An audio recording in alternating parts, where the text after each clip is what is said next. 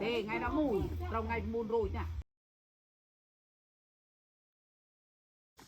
phải chưa Sum chim ren pu đờ nhiệt nhôm chỉ bút bò đi sát nâng pu mai buông ôn tiền lại phốนี่คือเจตติเพียบหรือก็เจตกรรมเพียบកំពុងធ្វើដំណើរតាមឡានញោមស្រៀងដើម្បីជំពោះទៅភ្នំតបែងដែលស្ថិតនៅក្នុងខេត្តព្រះវិហារហើយក៏បានចោះជួបសួរសុខទុក្ខញាតិញោមជាពុទ្ធបរិស័ទនៅស្រុកភូមិឃុំហៅថាភូមិខ្នុលឬក៏ឃុំរអាងស្រុកសង្គមថ្មីនោះ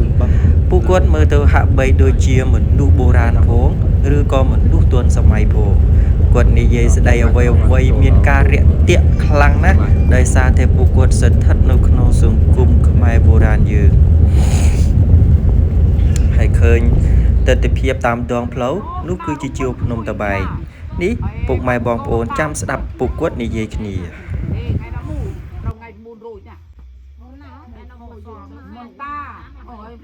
ក្រោយពីស្ដាប់ពួកគាត់ជជែកគ្នាឬក៏ពិភាក្សារួចមក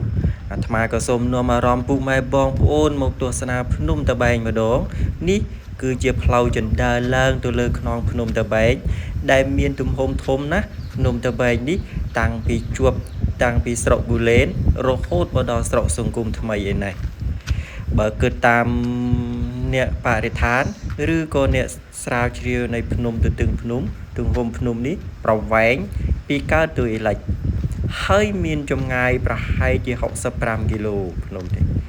បើទទឹងប្រហែលជា28គីឡូសូមពុកម៉ែបងប្អូនទស្សនាមើលកំសាន្តតាមដងជើងភ្នំហើយក៏មានទាំងផ្លូវជណ្ដើរឡើងយ៉ាងគ្រលួចទៅដល់លើអានេះអាត្មាភាពកំពុងតែធ្វើដំណើរឡើងពីភាគខាងត្បូងឆ្ពោះទៅខាងជើងសូមពុកម៉ែបងប្អូនដែលចូលចិត្តទស្សនាវីដេអូអាត្មាបើសិនតែវីដេអូនេះចង់បានវីដេអូទស្សនាបន្តទៀតសូមពុកម៉ែបងប្អូនជួយ Subscribe និងបានវីដេអូបន្តនេះគឺហៅថាប្រវត្តិភ្នំតបែងដែលធ្លាប់មានតាសួងដែលជាអ្នកអាសនៈអាស្រ័យនៅធ្វើវិបស្សនានៅលើនេះរហូតដល់ខ្លាយជាអ្នកហៅថានៅឯប្រទេសថៃសប្តាហ៍ថ្ងៃ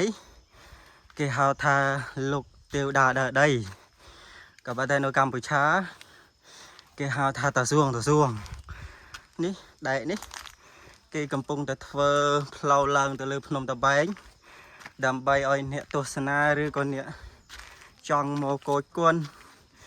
មកមើលគេកំពុងធ្វើហើយកំពុងតែធ្វើសកម្មភាពឡើងនេះគឺពីភាគខាងត្បូងឡើងទៅលើកំពូលភ្នំតបែងពេលខ្លះអ្នកខ្លះគេចង់ឡើងមកពីទីរួមខេត្តវិញគឺភាគខាងជើង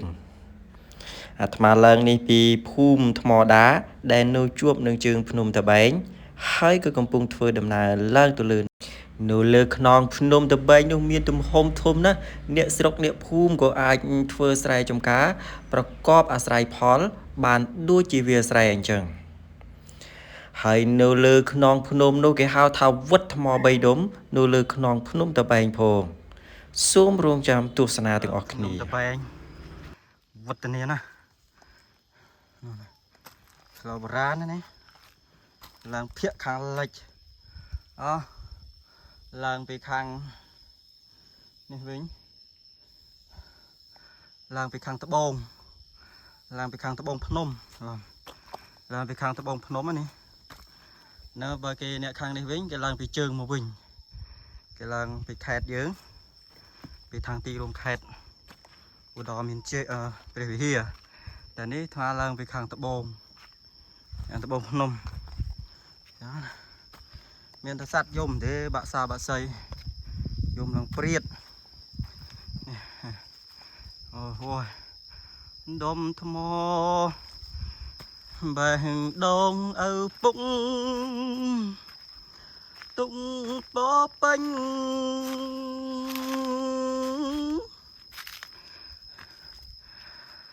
ដោយក្តីស្រឡាញ់អើយចំពោះកូ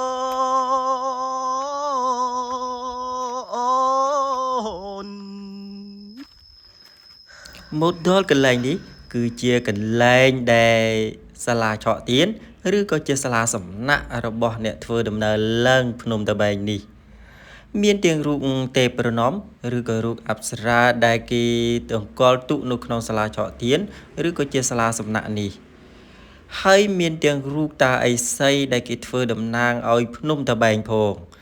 នេះគឺជាស្តង់ទឹកផងឬក៏ជាខ្ទង់ទឹកផងឬក៏ជាស្តែនទឹកនោះគឺរូបទេពប្រណម្យ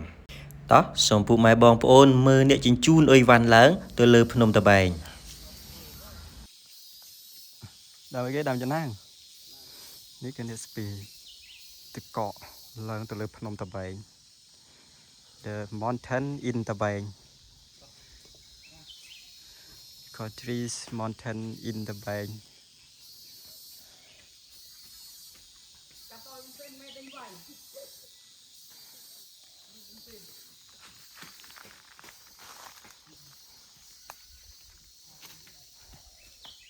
ខ្ញុំស្ពាយគេច្រើនណាស់ខ្ញុំអេភេសជ្ជៈសូមពុកម៉ែបងប្អូនរងចាំទស្សនាវីដេអូបន្តក៏សូមចម្រើនពរលា